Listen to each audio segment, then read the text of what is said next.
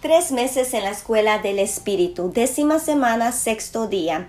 Lea Hechos capítulo 21, versículo 31 al 40 y dice: Estaban dispuestos a matarlo cuando llegó al comandante de la guarnición la noticia de que toda Jerusalén estaba alborotada. Al momento movilizó un grupo de soldados y oficiales y corrió a cargar contra los agitadores. A la vista del comandante y sus soldados, la gente dejó de golpear a Pablo. Se adelantó luego el comandante, arrestó a Pablo y dio orden de atarlo con 2 cadenas. Preguntó después quién era y qué había hecho, pero entre aquella masa unos gritaban una cosa y otros otra. Así que al no poder el comandante conseguir algún dato cierto en medio de aquel tumulto, ordenó conducir a Pablo a la fortaleza. Cuando llegaron a la escalinata, la multitud estaba tan enardecida que los soldados tuvieron que llevar en volandas a Pablo. Detrás, el pueblo en masa vociferaban sin cesar: ¡Mátalo! Estaban ya a punto de introducirlo en el interior de la fortaleza cuando Pablo dijo al comandante: ¿Puedo hablar un momento contigo? ¿Sabes hablar griego?, le dijo extrañado el comandante.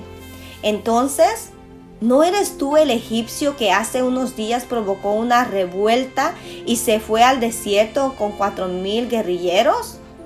Yo soy judío, respondió Pablo, natural de Tarso de Cilicia, una ciudad importante. Te ruego que me permitas hablar al pueblo. Concedido el permiso, Pablo se situó en lo alto de la escalinata e hizo con la mano un ademán para conseguir la atención del pueblo. Se hizo un profundo silencio y Pablo comenzó a hablar en arameo.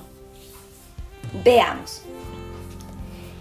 El tumulto llega a tal punto que toda la ciudad se alborota y el tribuno se entera. Más adelante el autor nos dirá que este tribuno se llama Claudio Lisias. Su título era jefe de 1000 y estaba a cargo de la guarnición romana en la ciudad. El cuartel romano estaba en una torre desde la cual se podía ver todo el recinto del templo y por tanto no le sería difícil al tribuno enterarse de que había un tumulto y que se centraba en el templo. Quizás hasta podía ver desde lo alto de la torre que Pablo era el centro del alboroto. El tribuno actúa sobre presuposiciones falsas pensando que Pablo era cierto egipcio, es decir, un judío a quien daban ese nombre, que se había distinguido por sus actividades subversivas contra los romanos. Los sicarios eran nacionalistas que apuñalaban a los principales romanos y a sus colaboradores entre los judíos y luego se perdían entre la multitud. Pero Pablo desarticula sus prejuicios hablándole en griego refinado y mostrándole que se ha equivocado. Juzguemos. Entre las fuerzas y personas alrededor de Pablo está el tribuno. El tribuno actúa por defender sus intereses y de acuerdo a sus prejuicios. Su preocupación está en que no se menoscabe la autoridad romana ni el orden que Roma ha impuesto.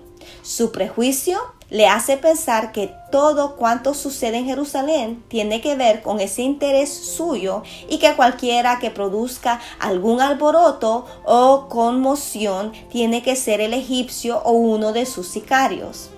Pero Pablo le sorprende hablándole en griego refinado y le obliga a repensar su prejuicio. El prejuicio es algo que quienes somos hispanos en los Estados Unidos hemos experimentado frecuentemente. Lo hemos experimentado en la sociedad circundante y también a veces en la iglesia. Hay muchas maneras de responder al prejuicio. Una de ellas es con ira y violencia. Eso no es lo que Pablo hace. Otra es someterse a los patrones de conducta de los poderosos y tratar de parecerse a ellos en todo lo posible. Pero Pablo no hace ni lo uno ni lo otro. Al contrario, le responde al tribuno en griego refinado para que vea que no es la persona inculta que él se imagina. Pero de inmediato se dirige a quienes le escuchan en lengua hebrea, un idioma que el tribuno probablemente no entendía. ¿Qué podemos aprender de esto nosotros, personas de fe cristiana y de cultura hispana, en medio de esta sociedad que pertenece a otra cultura? Actuemos.